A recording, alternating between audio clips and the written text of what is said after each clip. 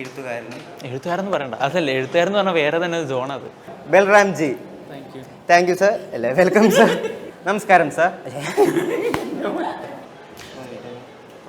അത് നമുക്കിതിങ്ങനെ ക്യാഷ്വലായിട്ടൊക്കെ ഉപയോഗിച്ചാലോ എഡിറ്റിൽ, ഞാൻ ഫില്ല് ചെയ്യാം. നമസ്കാരം. ഇന്ന് നമ്മുടെ കൂടെയുള്ളത് കേരളത്തിലെ ഏറ്റവും മികച്ച ഒരു അനിമേഷൻ ഫിലിം ഡിസൈനറും ഒരു ഇൻഡിപെൻഡൻറ്റ് ഫിലിം മേക്കറുമായ ബൽറാം ജെ. നമസ്കാരം സർ. എന്തായിരുന്നു ആ ഒരു തുടക്കം, ലൈക്ക് അനിമേഷൻ എന്ന ഫീൽഡിലേക്ക് താങ്കൾ വരാൻ ഉണ്ടായൊരു സ്പാർക്ക് എന്താണ്? കുട്ടിക്കാലത്ത് ഒരുപാട് എന്ന് പറഞ്ഞാൽ ഒരു 5ലും 6ലും ഒക്കെ പഠിക്കുന്ന ആ ഒരു പ്രായത്തിൽ ഒരുപാട് കാർട്ടൂൺസ് കാണാറുണ്ട്. അപ്പം Avatar, last Airbender, Ben Ten, SpongeBob SquarePants, അങ്ങനെ നിക്ലോഡിയനിലും അനിമാട്രിക്സ്, അങ്ങനെ കുറച്ച് ചാനലുകളുണ്ടല്ലോ. അതിലൊക്കെ തന്നെ എന്നും വൈകുന്നേരങ്ങളിൽ ക്ലാസ് വിട്ട് കഴിഞ്ഞ് വന്നു കഴിഞ്ഞാൽ ഞാൻ ചോദിച്ചാൽ അടിയായിരിക്കും കാർട്ടൂൺസ് കാണാൻ വേണ്ടിയിട്ട്. അവിടുന്ന് അതിനോടൊരു ഇഷ്ടം വന്നിട്ടുണ്ട്. പിന്നെ വരയ്ക്കുമായിരുന്നു. ഇനി പിക്കാച്ചുവിൻ്റെയും ബെൻറ്റൻ്റെ ഒക്കെ ഒരുപാട് പടങ്ങളൊക്കെ നോക്കി വരയ്ക്കുന്ന ശീലം ഭയങ്കരമായിട്ടുണ്ടായിരുന്നു, ടോം ആൻഡ് ജെറി ഒക്കെ. അപ്പം പിന്നെ അങ്ങനെ വളർന്നു വന്നൊരു എനിക്കന്നെ ഞാൻ 9ൽ അങ്ങോട്ട് പഠിക്കുമ്പോഴാണ് അവതാർ ഇറങ്ങിയത്, ജെയിംസ് ക്യാമറൂണിൻ്റെ. അത് നല്ലപോലെ ഇൻസ്പയർ ചെയ്തു ആ പടം. അപ്പം അതിനുശേഷമാണ് എങ്കിലും പിന്നെ അതുപോലെ ജെയിംസ് ക്യാമറൂണിനെ പറ്റി കൂടുതൽ അന്വേഷിച്ചപ്പോൾ അദ്ദേഹം അദ്ദേഹത്തിൻ്റെ ഫസ്റ്റ് ഷോർട്ട് ഫിലിം ഒരു അനിമേഷൻ ഷോർട്ട് ഫിലിമാണ്. അതെ, എക്സനോജെനസിസ്. എങ്കിൽ ഞാനും ഒരു പക്ഷേ ഒരു അനിമേറ്റർ ഒരു പക്ഷേ ആകാം എന്നുള്ളൊരു ഇഷ്ടമൊക്കെ വന്ന് അങ്ങനെയാണ് അനിമേഷനിലോട്ട് വന്നത്. So what was your childhood dream? Like ഈ ജെയിംസ് ക്യാമറൂണും അവതാരൊക്കെ ലൈഫിൽ വരുന്നതിന് മുന്നേ ഒരു കൊച്ചു പയ്യൻ ഉണ്ടാവുമല്ലോ. അതെ, ബൽറാം ജി, ബൽറാം ജെ, കൊച്ചു പയ്യൻ ഉണ്ടായിരിക്കും. അപ്പോൾ അദ്ദേഹം ഇതേപോലെ ഈ ചെറുപ്പകാലത്ത് ഈ അനിമേഷൻ സ്വപ്നം കാണുന്നതിന് മുന്നേ എന്തെങ്കിലും വിചാരിച്ചിട്ടുണ്ടാവും, എനിക്ക് ഇന്ന ആളാവണം? കാരണം എനിക്കാണ് കുട്ടികളെ സംബന്ധിച്ച്, എല്ലാ കുട്ടികൾക്കും ഒരു വർഷം ഉണ്ടാവും. എന്നെ സംബന്ധിച്ച് എന്നെ ചുറ്റിപ്പറ്റിയ ലോകം മൊത്തം കറങ്ങണത് എൻ്റെ ചുറ്റുമാണ്. ഞാൻ അതിൻ്റെ നടുക്കാ. അപ്പം ഞാൻ ഇവിടുത്തെ ഏറ്റവും പ്രധാന ആളാണ്. അപ്പം വലുതായി വളർന്നു കഴിയുമ്പോൾ ഞാൻ എന്തോ വലിയ സംഭവം ആകും എന്നുള്ള, അതെ, മെയിൻ ക്യാരക്ടറാണ് കഥയിലെ. പക്ഷെ എന്താവുന്നൊന്നും അറിയില്ല. പക്ഷെ എന്താണ്, എൻ്റെ പിറന്നാൾ ഓണത്തിനിടയ്ക്കാണ്. നാട് മൊത്തം ആഘോഷിക്കുന്നത് ഞാൻ വിചാരിച്ചുകൊണ്ടിരുന്നത് എൻ്റെ പിറന്നാൾ കാരണമാണ്. അത് ഓണം കാരണം, ഓണം പോലും എന്നെ സെലിബ്രേറ്റ് ചെയ്യാൻ വേണ്ടിയാണ് ഞാൻ അന്ന് കരുതിക്കൊണ്ടിരുന്നത്. അവരുടെ നാടിൻ്റെ പേര് ഓണക്കൂർ എന്നാണ്. അപ്പം ഓണക്കൂറിൽ ഓണം സെലിബ്രേറ്റ് ചെയ്യുന്നത് എനിക്ക് വേണ്ടി. ഞാൻ ഭയങ്കര സംഭവമായിരുന്നു കുട്ടിക്കാലത്ത്. എന്നെ അങ്ങനത്തെ സ്വപ്നങ്ങൾ കാണാറുണ്ട്. അതിൽ ഇന്നതെന്നൊന്നും അങ്ങനെ ഉണ്ടായിരുന്നില്ല. ഫിലിമിൽ നിന്ന് ഇൻസ്പയർ ആയി, ഒരു ജെയിംസ് ക്യാമറ എന്ന ഡയറക്ടറിൽ നിന്ന് ഇൻസ്പയർ ആയി, ഇതിന്ന് ഇപ്പോൾ അനിമേഷൻ പഠിക്കണം എന്ന് തോന്നുന്നു. അത് വീട്ടിൽ അവതരിപ്പിക്കുമ്പോൾ ഉണ്ടായൊരു വളരെ സപ്പോർട്ടീവ് ആയിരുന്നു. എല്ലാ രീതിയിലും എന്നും സപ്പോർട്ടീവ് ആണ് അവർ. വരയ്ക്കണതെല്ലാം കണ്ട് വളർന്നത് കൊണ്ടായിരിക്കാം. അതെ, പേരൻസ്, ഞങ്ങളുടെ ഇപ്പം എൻ്റെ ചേച്ചിയാണെങ്കിലും എല്ലാ രീതിയിലും അവർ ഒരിക്കലും എതിരുന്നില്ല ഒന്നിലും. ജെയിംസ് ക്യാമറൂൺ എന്നുള്ള ഒരു ആർട്ടിസ്റ്റിൽ നിന്ന് ഇൻസ്പയർ ചെയ്തു, അനിമേഷനിലേക്ക് കിടക്കാമെന്ന് വിചാരിച്ചു. എന്നാൽ പോലും ആ ഒരു ക്രാഫ്റ്റിലേക്ക് ഇവോൾവ് ചെയ്യണ്ടേ? ഇപ്പോൾ നമ്മൾ ഒരു ആർട്ടിസ്റ്റ് എന്ന നിലയിൽ ഇപ്പോൾ അതേപോലെ അനിമേഷൻ ആദ്യമായിട്ട് തിരഞ്ഞെടുക്കുന്നു. അതിന് മുന്നേ ഇപ്പോൾ ലൈക്ക് പേപ്പറിൽ വരച്ച പരിചയം മാത്രമല്ല ഒരു പയ്യൻ പ്രിപ്പയർ ചെയ്തിട്ടുണ്ടായിരിക്കില്ലേ അപ്പോൾ എന്തായാലും ഒരു അനിമേറ്റർ ആവാൻ? എന്തൊക്കെയായിരിക്കാം അത്? ഇപ്പം NIDയിൽ ഞാൻ ഫസ്റ്റ് ട്രൈ ചെയ്തപ്പോൾ എനിക്ക് കിട്ടിയില്ല. അപ്പം അനിമേഷൻ പഠിക്കണമെന്നുള്ള ആഗ്രഹമായിരുന്നു. അപ്പം ആ ഒരു വർഷത്തിൻ്റെ ഗ്യാപ്പിൽ ചെറിയ കോമിക്കുകൾ ഉണ്ടാക്കിയിട്ടുണ്ട്. എനിക്ക് ഹിൻഡർവാ ടെയിൽസ് എന്ന് പറഞ്ഞിട്ടൊരു, അത് ഞാൻ വിചാരിച്ചു നമ്മുടെ ബാലരമയിൽ സൂത്രനും ഷെയരും ഒക്കെ ഉള്ള പോലെ ഹിൻഡർവാ ടെയിൽസ് എന്ന് പറഞ്ഞൊരു സീരീസ് ഉണ്ടാക്കണം എന്നൊക്കെ വിചാരിച്ച് 2 കഥാപാത്രത്തെയൊക്കെ ഉണ്ടാക്കി അവരുടെ ഒരു ഫസ്റ്റ് എപ്പിസോഡ് പോലത്തെ ഒരു കോമിക്കൊക്കെ ഉണ്ടാക്കിയായിരുന്നു. പിന്നെ ക്ലേമേഷൻ യൂട്യൂബിൽ നോക്കി കണ്ടുപിടിച്ച് അത് ക്ലേമേഷൻ അനിമേഷൻ ചെയ്യാനൊക്കെ അങ്ങനെയുള്ള ശ്രമങ്ങളൊക്കെ നടത്തിയിട്ടുണ്ട്. NID എന്നൊരു ഓപ്ഷൻ അന്ന് വന്നത് സെൽഫ് ടോട്ട് ആയിട്ട് തന്നെയാണോ ഇതിനെപ്പറ്റി സെർച്ച് ചെയ്തതല്ല? അനിമേഷൻ ചെയ്യണം എന്നുള്ള കാര്യം എൻ്റെ ഓർമ്മ ശരിയാണെങ്കിൽ ഞങ്ങളുടെ ഒരു ഫോട്ടോഗ്രാഫി സ്റ്റുഡിയോ ഉണ്ട്. ഞാൻ സ്ഥിരം പോകാറില്ല, ഇങ്ങനെ വർത്തമാനങ്ങൾ പറഞ്ഞിരിക്കാറുള്ള ഒരു സ്റ്റുഡിയോ ഉണ്ട്. അവിടുത്തെ കണ്ണെന്ന് പറഞ്ഞ ചേട്ടൻ, അദ്ദേഹമാണെന്ന് തോന്നുന്നു ആദ്യമായിട്ട് NID എന്ന സ്ഥാപനത്തെ പറ്റിയുണ്ട് പറഞ്ഞത്. അപ്പം അവിടെ പോയി കഴിഞ്ഞാൽ സിനിമയും പഠിക്കാം, ഒപ്പം കാരണം അനിമേഷൻ ഫിലിം ഡിസൈൻ ആണല്ലോ NIDയിലുള്ള ഡിപ്പാർട്ട്മെൻറ്റിലുള്ളത്. അവിടെ അനിമേഷൻ മാത്രമല്ല പഠിപ്പിക്കുന്നത്, ഫിലിം മേക്കിങ്ങാണ് പഠിപ്പിക്കുന്നത്. അപ്പോൾ അനിമേഷനും പഠിക്കാം, സിനിമയും പഠിക്കാം എന്നുള്ള ഉദ്ദേശത്തിലാണ് NID പോകുന്നത് വിചാരിച്ചത്. അപ്പോൾ ചേട്ടൻ ഇപ്പോൾ എത്തി നിൽക്കുന്ന ഒരു നിലയിൽ ലൈക്ക് ചേട്ടൻ അവിടെ എടുത്തിട്ടുണ്ടാകുന്ന NIDയിൽ എടുത്തിട്ടുണ്ടാകുന്ന കോഴ്സ് കമ്മ്യൂണിക്കേഷൻ ഡിസൈനിങ് ആണ്. അപ്പോൾ അത് എത്രത്തോളം ലൈക്ക് ഇൻസ്പയർ ചെയ്തിട്ടുണ്ട്, അല്ലെങ്കിൽ എത്രത്തോളം ഉപയോഗിക്കേണ്ടി വന്നിട്ടുണ്ട് ഇപ്പോൾ ഈ ഒരു? അത് മാത്രമേ ഉപയോഗിക്കുന്നുള്ളൂ. അതെ, NIDയിലെ എഡ്യൂക്കേഷനിൽ ഞാൻ എപ്പോഴും താങ്ക്ഫുള്ളാണ് എനിക്ക്. അത് ഞാൻ എല്ലാ ഡേ ടു ഡേയിൽ ചെയ്യുന്ന കാര്യങ്ങളിലൊക്കെ അതിൽ നിന്നും ഇൻസ്പയർ ചെയ്ത് അതിൽ നിന്നും പിന്നെ പഠിക്കുന്ന കാര്യങ്ങളാണ്. പിന്നെ ഇപ്പം സ്ക്രീൻ പ്ലേ റൈറ്റിംഗ് ഒക്കെ ആണെങ്കിലും ബുക്കുകൾ വായിച്ച് യൂട്യൂബ്, പിന്നെ അതുപോലെ നമ്മുടെ സുഹൃത്തുക്കളോട് സംസാരത്തിലൂടെ ഇപ്പം പ്രധാനമായിട്ടുള്ള ടീച്ചേഴ്സ് നമ്മുടെ സുഹൃത്തുക്കളാണ്. ഇവരായിട്ട് കൂടി നിന്ന് സംസാരിക്കുമ്പം വരുന്ന കാര്യങ്ങളൊക്കെയാണല്ലോ. ഇപ്പം കൂടുതൽ എഴുത്തിലൊക്കെയാണ് ഫോക്കസ് ചെയ്യാൻ ശ്രമിക്കുന്നത്. അപ്പം ആ ലേണിങ് സംഭവിക്കുന്ന കൂട്ടുകാരുടെ, പക്ഷെ അതെല്ലാം അവിടുന്ന് NID നിന്ന് കിട്ടിയൊരു സ്റ്റാർട്ടിങ് സഹായിച്ചിട്ടുണ്ട്. NIDയിലേക്കുള്ള ഒരു അഡ്മിഷൻ പ്രോസസ്സ് എങ്ങനെയായിരുന്നു? ഓക്കെ, ഞാൻ അവിടെ ജോയിൻ ചെയ്യുന്നത് 2015-ലാണ്. ഇപ്പം ഒരു 9 കൊല്ലം കഴിഞ്ഞല്ലോ. ഇപ്പം എനിക്ക് ഒരു പക്ഷേ പ്രോസസ്സ് മാറിയിട്ടുണ്ടാവണം. അന്നത്തെ പ്രോസസ്സ് ഫസ്റ്റ് റിട്ടേൺ എക്സാം ആണ്. വിഷ്വൽ ക്രിയേറ്റീവ് ആയിട്ടുള്ള വിഷ്വൽ അങ്ങനത്തെ ക്വസ്റ്റ്യൻസ് ഒക്കെയാണ്, പസിൽസ് ഒക്കെയാണ് കൂടുതലും ഉണ്ടായിരുന്നത്. കുറച്ച് ജനറൽ നോളജ് ഒക്കെ ഉണ്ടായിരുന്നു. അപ്പോൾ റിട്ടേൺ എക്സാം, അതിൽ നിന്ന് സെലക്ട് ആവുന്നവരെ ക്യാമ്പസിലോട്ട് വിളിച്ച് അവിടെ സ്റ്റുഡിയോ ടെസ്റ്റ് ഉണ്ട്. അപ്പം ഞങ്ങൾക്ക് കിട്ടിയ സ്റ്റുഡിയോ ടെസ്റ്റിൻ്റെ ഒരു എക്സാം ഇതായിരുന്നു. അവർ കുറച്ച് ക്ലേ തന്നിട്ട് 100 ml വെള്ളം ക്യാരി ചെയ്യാൻ പറ്റുന്ന അത്രേ വെള്ളം നിറയ്ക്കാവുള്ളൂ. അത് കൂടാനും പാടില്ല, കുറയാനും പാടില്ല. കറക്റ്റ് 100 ml വെള്ളം നിറയ്ക്കാൻ പറ്റുന്ന ഒരു പാത്രം ഉണ്ടാക്കണം ഈ ക്ലേ വെച്ചിട്ട്. ഇതായിരുന്നു അസൈൻമെൻറ്റ്. അപ്പോൾ നമുക്ക് വെള്ളത്തിൻ്റെ വോള്യൂത്തിനെ പറ്റിയൊരു ഐഡിയ ഉണ്ടാവണം. പിന്നെ ഇത് വേണമെങ്കിൽ സാധാരണ ഗ്ലാസ് പോലെ ഉണ്ടാക്കാം, പക്ഷെ ക്രിയേറ്റീവായിട്ട് വേണമെങ്കിൽ എന്തെങ്കിലും ഒരു ഗ്ലാസ് വേണമെങ്കിൽ ഉണ്ടാവും, ഒരു തവളയുടെ വാ പോലെയോ അങ്ങനെ, അല്ലെങ്കിൽ കൈക്കുമ്പിൾ പോലെ വേണമെങ്കിൽ ഉണ്ടാക്കാം. അപ്പം അതൊരു സ്റ്റുഡിയോ ടെസ്റ്റ് ആയിരുന്നു. പിന്നെ വേറെ കുറേ ബാംബൂ സ്റ്റിക്സ് തന്നിട്ട് അത് വെച്ചിട്ടൊരു ട്രോഫി ഉണ്ടാക്കുക, ബാംബൂ സ്റ്റിക്സ് വെച്ചിട്ട്. അപ്പോൾ അങ്ങനത്തെ അതെ, അങ്ങനത്തെ ഭയങ്കര ക്രിയേറ്റീവായിട്ടുള്ള രസമുള്ള. പിന്നെ അത് അവിടുത്തെ സ്റ്റുഡിയോയിൽ കയറ്റിയിട്ട് അവിടെ ഒരു ഓഡിറ്റോറിയം ഉണ്ട്, തിയേറ്റർ പോലെ. അപ്പം അവിടെ കയറ്റി എടുത്തിട്ട് നമ്മളെ ഓരോ ശബ്ദങ്ങൾ കേൾപ്പിക്കും. എന്നിട്ട് ഇത് ഏത് ശബ്ദമാണെന്ന് ഐഡൻറ്റിഫൈ ചെയ്ത് എഴുതുക. ഒരു ചെറിയ കഥ വല്ലതും കാണിച്ചിട്ട് ആക്ച്വലി ഒരു അനിമേഷൻ ഷോർട്ട് ഫിലിം കാണിച്ചു കുറച്ച്. എന്നിട്ട് ഇതിൻ്റെ ബാക്കി നമ്മൾ ഇമാജിൻ ചെയ്ത് എഴുതണം. അപ്പം അങ്ങനത്തെ ക്രിയേറ്റീവായിട്ടുള്ള ക്വസ്റ്റ്യൻസ് ഒക്കെ ഉള്ള അങ്ങനത്തെ ഒരു സ്റ്റുഡിയോ ടെസ്റ്റ് ഉണ്ടായിരുന്നു. നെക്സ്റ്റ് ഡേ ഇൻ്റർവ്യൂ ഉണ്ടായിരുന്നു.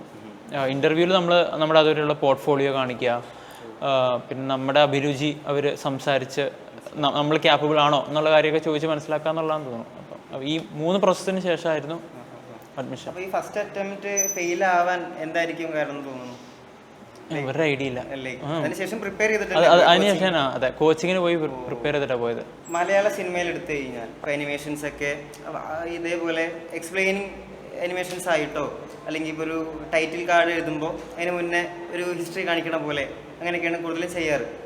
ഇപ്പോൾ എന്നാൽ പോലും മലയാളികൾ റിയാലിറ്റി എപ്പോഴും പോക്കറ്റിലിട്ട് നടക്കണ പോലെ തോന്നിയിട്ടുണ്ട്. ലൈക്ക് ഒരു എക്സാമ്പിളായിട്ട് പറയാം, വാലിബനിൽ ലിജോ പെല്ലിശ്ശേരി വളരെ ഒരു സ്പെസിഫിക് ആയിട്ടൊരു സ്റ്റോറി ഉണ്ടാക്കി ഫാൻറ്റസി രൂപേണ. എന്നാൽ സ്റ്റിൽ ആൾക്കാർ അക്സെപ്റ്റ് ചെയ്തില്ല. ലൈക്ക് എന്തുകൊണ്ടും അത് റിയാലിറ്റി എന്തായാലും കണക്ട് ചെയ്തിട്ട് പറഞ്ഞു. അല്ലെങ്കിൽ അപ്പോൾ അതിനോട് ഉള്ളൊരു അഭിപ്രായം പോലെയോ, അല്ലെങ്കിൽ എന്തുകൊണ്ടായിരിക്കാം ഇപ്പോഴും എനിക്ക് അങ്ങനെ മലയാളി ഓഡിയൻസ് ഫാൻറ്റസി സ്റ്റോറീസ് അല്ലെങ്കിൽ സറിയലിസ്റ്റിക് ആയിട്ടുള്ള സ്റ്റോറീസ് അക്സെപ്റ്റ് ചെയ്യില്ല എന്നുള്ള അഭിപ്രായം എനിക്കില്ല. കാരണം ബ്രഹ്മയുഗം ഇവിടെ നല്ല സൂപ്പറായിട്ട് ഓടുന്നില്ലേ. അപ്പം അനിമേഷനുപരി ഫാൻറ്റസി എപ്പോഴും ഇപ്പൊ ബ്രഹ്മയുഗത്തിൽ ഒരു എൻഗേജിങ് ആയിട്ടൊരു പരിപാടി വന്നതോ കൊണ്ടൊക്കെ ആയിരിക്കാം ഹൊറർ മൂഡ്. അതല്ല ഞാൻ പറയുകയാണെങ്കിൽ നമ്മുടെ കൾച്ചറിൽ ഫാൻറ്റസി എന്നല്ല, എന്താ പറയുക, നമ്മുടെ കൾച്ചർ ഫോക്ലോർസ് ഒക്കെ ഭയങ്കര റിച്ച് അല്ലേ. നമ്മുടെ ഐതിഹ്യമാലയിലെ കഥകളിലോ അല്ലെങ്കിൽ അങ്ങനത്തെ എല്ലാ കഥകളും എടുത്ത് നോക്കുകയാണെങ്കിൽ അതിനകത്ത് റിയൽ ആയിട്ടുള്ള വളരെ ചുരുക്കമുള്ളേ. നമ്മൾ ഭയങ്കര ക്രിയേറ്റീവ് ആയിട്ടുള്ള ഒരു കൾച്ചറാണ് മലയാളത്തിൻ്റെ. അപ്പം അത് ഇപ്പോഴും ക്യാരി ഓൺ ചെയ്ത് വന്നിട്ടുണ്ട്. പിന്നെ ഈ അടുത്തിടയ്ക്ക് റിയലിസ്റ്റിക് ഫിലിമുകളുടെ ട്രെൻഡ് വന്നിട്ടുണ്ട് എന്നുള്ളത് കൊണ്ട് നമ്മൾ അല്ലാത്ത സിനിമ അക്സെപ്റ്റ് ചെയ്യുന്നില്ല എന്ന് ഞാൻ വിശ്വസിക്കുന്നില്ല.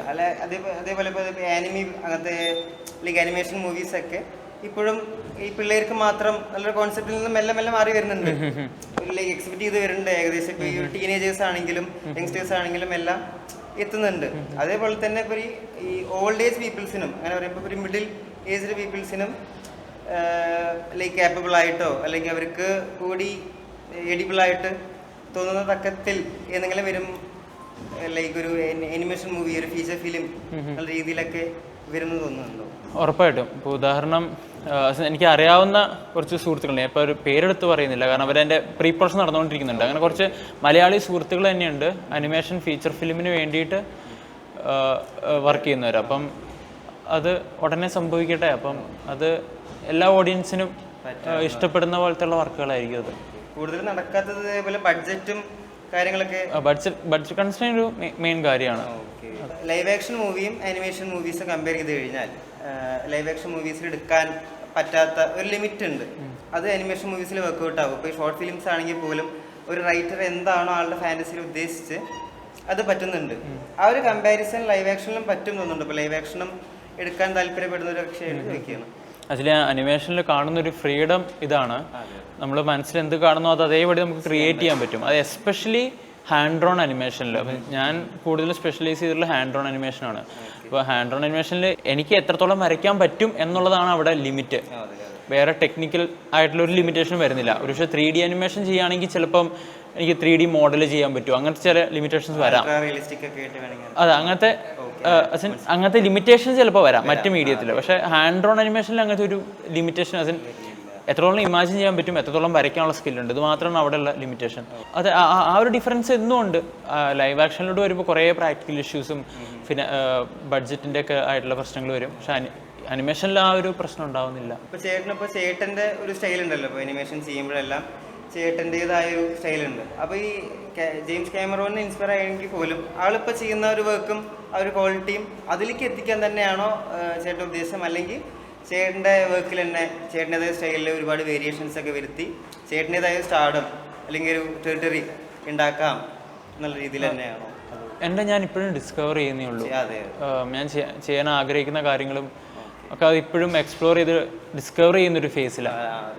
ഈ ലിജോ പെല്ലിശ്ശേരി എന്ന ഒരു വിഷണറി ഡയറക്ടറിൻ്റെ കൂടെ ജെല്ലിക്കെട്ടും ചുരുളി ചെയ്തു. അപ്പോൾ എന്തായിരുന്നു അതിനൊരു എക്സ്പീരിയൻസ്? എനിക്ക് ഭയങ്കര എക്സൈറ്റഡ് ആയിരുന്നു. ത്രൂ ഔട്ട് ദി പ്രോസസ്സിലും ആ എക്സൈറ്റ്മെൻറ്റ് ഉണ്ടായിരുന്നു. കാരണം ഞാൻ അദ്ദേഹത്തിന് വലിയ ഫാനാണ് അദ്ദേഹത്തിൻ്റെ വർക്കിൻ്റെ. അപ്പോൾ ആ ഒരു ആഗ്രഹത്തിലാണ് അദ്ദേഹത്തെ അപ്രോച്ച് ചെയ്തത്. ഇങ്ങനെ ഒരു അദ്ദേഹത്തിൻ്റെ സിനിമയ്ക്ക് വേണ്ടി അനിമേഷൻ ഞാൻ താല്പര്യമുള്ള രീതിയിൽ ഒരുപാട് ക്രിയേറ്റീവ് ഫ്രീഡം തരുന്ന വ്യക്തിയാണ്. മാത്രമല്ല നമ്മൾ മാക്സിമം ഒറിജിനലായിട്ടുള്ള ആർട്ടിസ്റ്റിക് ഔട്ട് കൊണ്ടുവരാൻ നമ്മൾ അത്രയും പുഷ് ചെയ്യുന്നൊരു വ്യക്തി. അപ്പം ആ രീതിയിൽ ഒരുപാട് ക്രിയേറ്റീവ് സാറ്റിസ്ഫാക്ഷൻ കിട്ടിയ എക്സ്പീരിയൻസ് ആയിരുന്നു. ഒരു തുടക്കത്തിൻ്റെ കഥ അതിനെ പറ്റി പറയുകയാണെന്നുണ്ടെങ്കിൽ അതിൽ രണ്ട് വ്യത്യസ്തമായ ആൾക്കാരുടെ രണ്ട് വിശ്വാസങ്ങൾ ശരിയാണെന്ന് തെളിയിക്കാൻ നടക്കുന്ന, ശരിയാണെന്ന് പറയുന്ന ഒരു തരത്തിലുള്ള കഥയാണത്. ഇതിലേതാണ് ശരി എന്ന് രണ്ടുപേർക്കും ഡൗട്ട് ചെയ്ത് വരുന്ന. അപ്പോൾ ആ ഒരു കോൺസെപ്റ്റിലേക്ക് ഏകദേശം എത്തിപ്പെടാൻ ഉണ്ടായ കാരണങ്ങൾ? അത് ബേസിക്കലി എന്താണ് ശരി എന്നുള്ളത് എൻ്റെ ഉള്ളിൽ തന്നെ ഒരു പ്രശ്നം വന്നു.